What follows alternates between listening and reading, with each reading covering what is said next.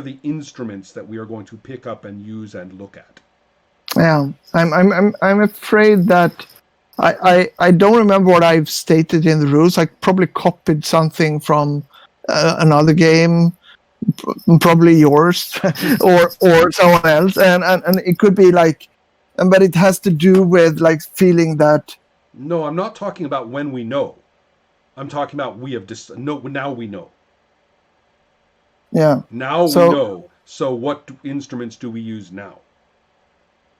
So when we know that the dice is going to be in the table, what happens then? Mm-hmm. Do you want specifically to know what the conflict resolution mechanism looks like, or is it? Almost. I don't almost. I want to ask you yes and no questions. Yeah. Or to answer yes and no questions. First of all, Mm-hmm. do we have some kind of way to know that our characters are moving into action? They have something to do. They are trying to do something. Whether we wait our turns to announce that or whether we announce it all at once, I don't care. But is there a commitment to action that we now address, we now find out?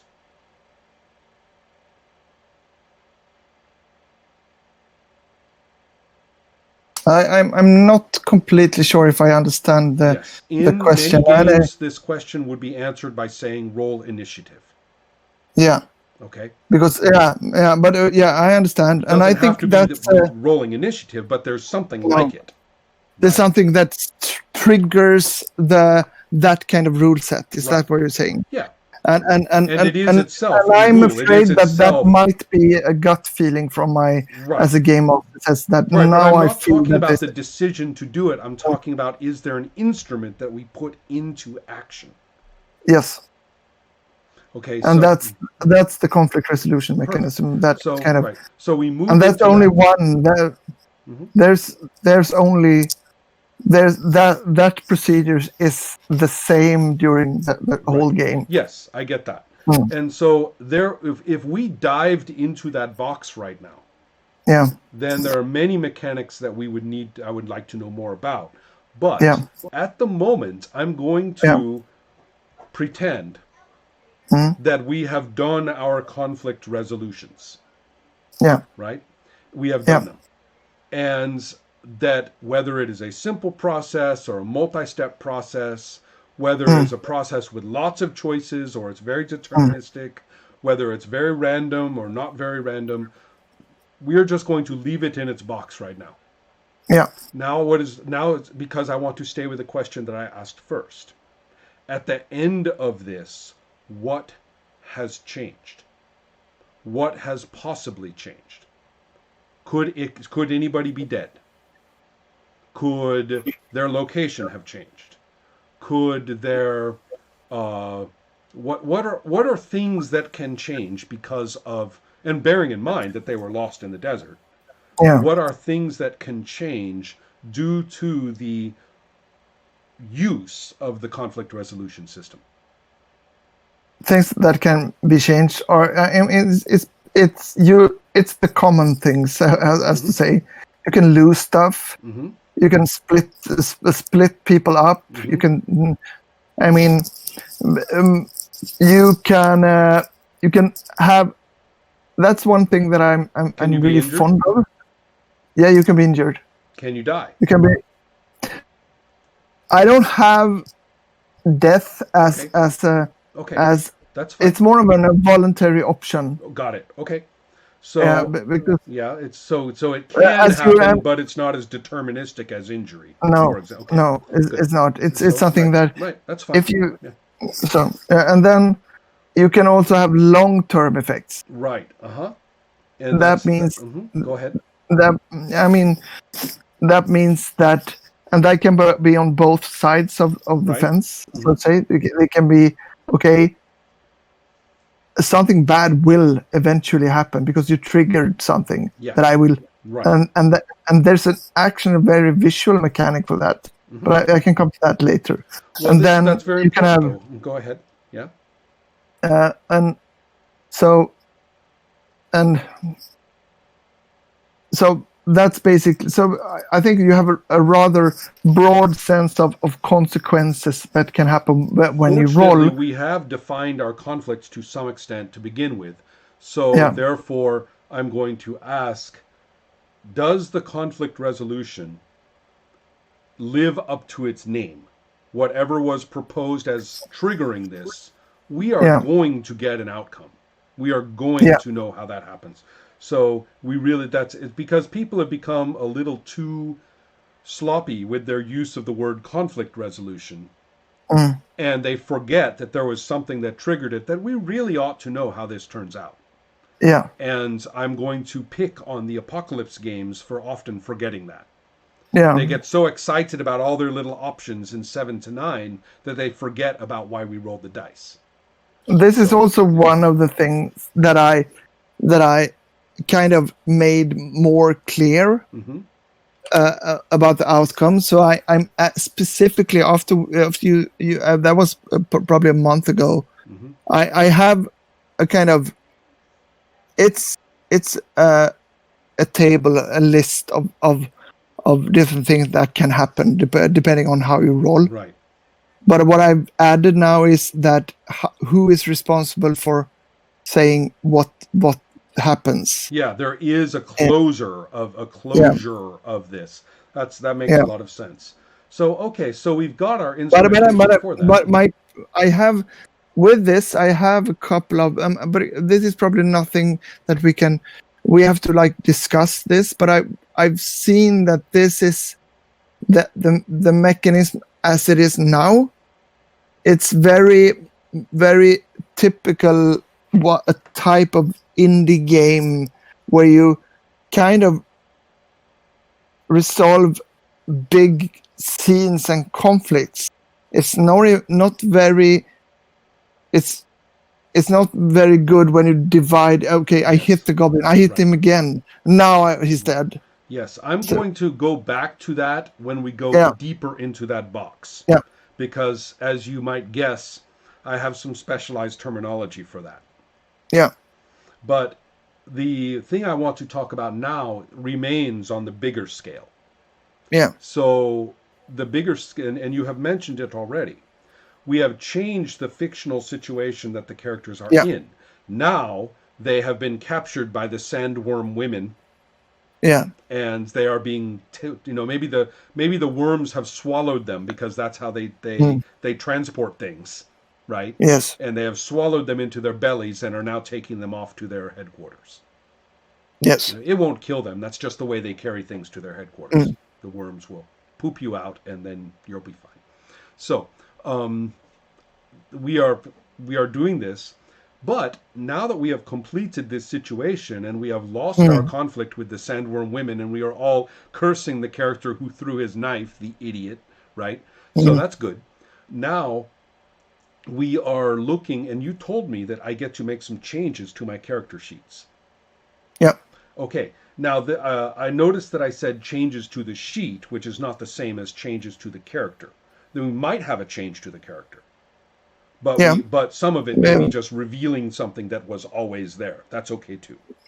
So, Yeah. It can also be that you have a kind of established that I hate women, yeah, and then now suddenly right, you say, "Damn, I love women." right, And that's a exactly. change Yeah. also. And You're it's impressed. basically You're impressed by the honor and the beauty of the sandworm woman chief, right? So, yeah. all this is great. So yes, you have either revealed something about your character that we did not know, Yeah. or you have changed something that we did know. That's great. Either way. So Yeah. and your sheet has changed. So this is important. At the end of the session, after several of these occurrences, Yeah. in many ways, we are not playing quite the same game. No.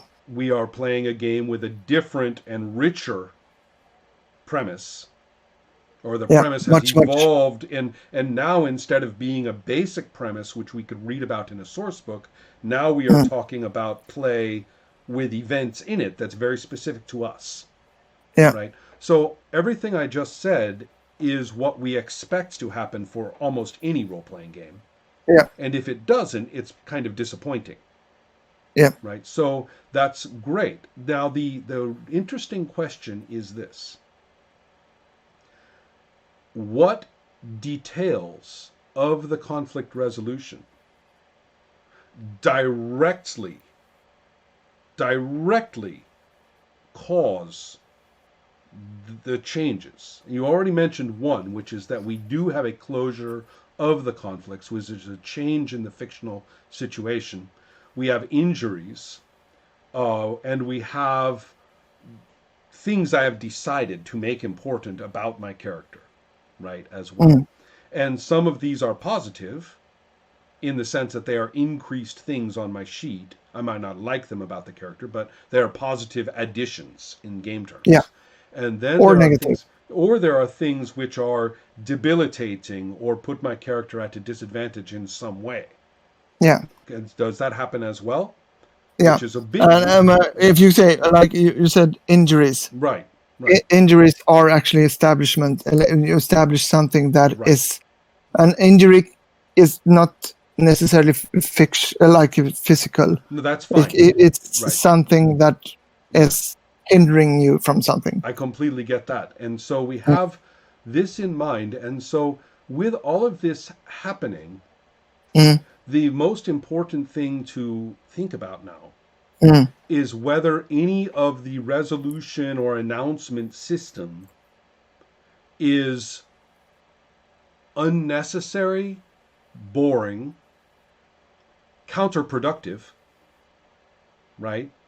Or tiring, right? All of these things are what we look at to see whether getting from situation, the beginning of our scene, to the outcome of our scene and the consequences is any part of that simply no fun. And that's why I like to reverse engineer it. We look at the changes, and if we're happy about the changes, Mm. let's make sure that we are also validating the process by which we get them. We are happy. We are not only happy about the changes, we are happy about the way we did it. Mm.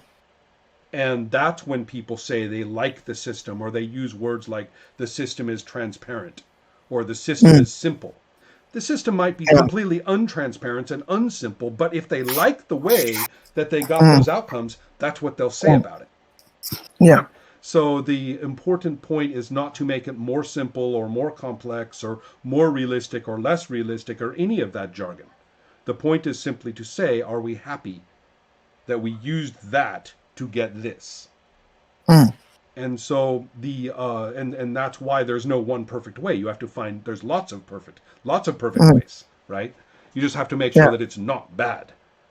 Yeah. And so with this in mind, it's useful to think of, you know how you say in science, research is the way that a paper makes another paper, Yeah. right? No, I don't know that. Right. But the idea Was here, yeah, it's a little bit cynical, but a sort of happier way or a more positive version of that is to say role playing, the process of play and using the dice and things, it's the way that a character sheet makes another character sheet.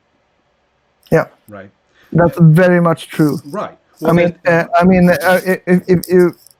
If we have a scene where there is no, it's okay to have a scene where there's no dice rolls, sure, but there's always every scene will end up establishing something about perfect someone. Yeah, and that is a hugely important aspect of play because I like to say let's get very, very traditional if we want to, and I will start with my first level magic user. And then we come back later and look at my 6th level magic user who has somehow managed to survive. Yeah. And I have that magic user and I will show you his sheet. And I'm going to be very proud of every change on that sheet. Yeah. I'm going to say, and that was the time when we found that scroll. You know, oh, that was the time when the thief died. I felt really bad about it, but I got this, but I keep this wand because it reminds me of the thief, Yeah. and all these things. And if you take that 6th level character to an artist, yeah, you're going to bore that artist for half an hour telling him how to draw that guy perfect. Yeah. He has a scar because blah, blah, blah. The artist is like, fuck, get me out of here. How much is he paying me for this, right? So exactly. So we are really talking about the aesthetic pleasure of actually having done this damn thing and ended up with something. And you know what? You're ready to play him again. Yeah. You are ready to say, okay, next adventure. Now, that's a subtle thing. There are games that have fixed endings. So it's not about whether you keep playing. This is a game. This is one of the feedback that I have. Yeah. I don't want this to end. Right. I want to continue play with this because this has a fixed ending. Right. So that's fine, but that makes it easy to explain this point of mine, which is whether you are willing to keep playing, and if you are not willing to keep playing, you are glad that you played. Right? Yeah. You say this is a natural end, so we should stop, but I'm really, really, really glad that we did this. Right? Another way to look at it is whether the game will continue to live because you're going to recommend it to others. Even if you don't play the game anymore, is the person ready to recommend it to others, and the game will be effectively continued to play because of that, right? So if that is sort of the idea. If play generates the satisfaction that you played and the willingness either to do it again or to recommend it, now we can talk about effective design. Yeah. Right. Now we are saying this is a constructive, social, and creative activity. This is something that makes people happy that they did it together.